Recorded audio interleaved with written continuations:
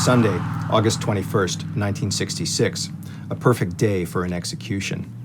Approximately 122 miles southwest of Las Vegas, a 1963 Buick LeSabre, license plate FUP 744, is hammering along US Highway 91, Interstate 15.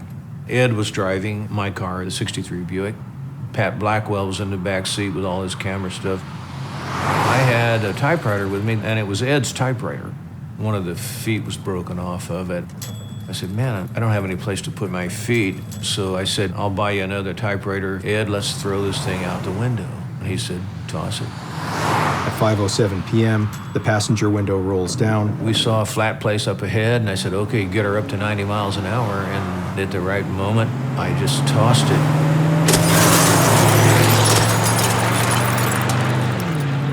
The wreckage stretches along 189 feet of asphalt and Nevada desert. Either me or Ed said, you know, we should go back and photograph that. If there was ever an investigation of this, was it an accident or was it a murder? Have you seen this? It's absolutely insane. Look at the presentation on what's inside this can. All other canned tuna brands should be shaking in their boots.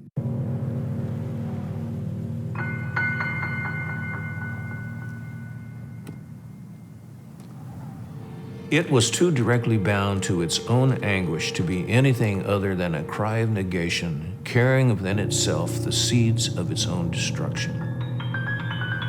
Ed Ruscha and Mason Williams' Royal Road Test is still one of my favorite books.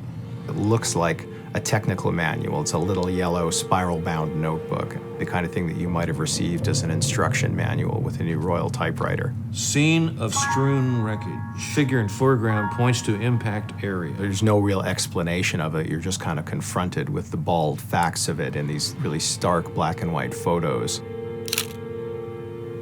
The kind of thing that you might see if someone was investigating a crime scene. Carriage assembly. Then you're left trying to make sense out of it.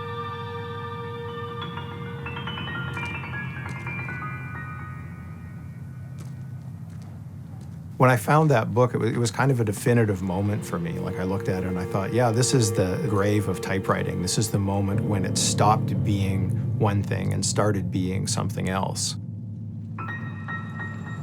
Here we are now, lot 84, Cormac McCarthy's Olivetti manual typewriter, on which he has typed all but one of all of his novels, including 3 not yet published. And I can open up, it is on the left at 45,000, 48,000, 50. Write a book on a type and say, well, I'm happy to be typing on it. Say, It was too directly bound to its own anguish to be anything other than a cry of negation, carrying within itself the seeds of its own destruction. That's the last 2 lines of the Encyclopedia Britannica description of the Dada movement of art. You could use that to explain anything in the world. It's the ultimate all-purpose answer. If it takes a hen and a half, a day and a half, to lay an egg and a half, how long does it take a one-legged grasshopper to kick the seeds out of a dill pickle? What are you going to say, 2 seconds, 2 minutes, 2 days? Completely boring compared to that question. When you explain things, you rob them of their mystery. Questions are far more interesting than answers. You know, there's no meaning to the universe, but you might say our job is to give it meaning. But that's for our amusement. The universe could care less.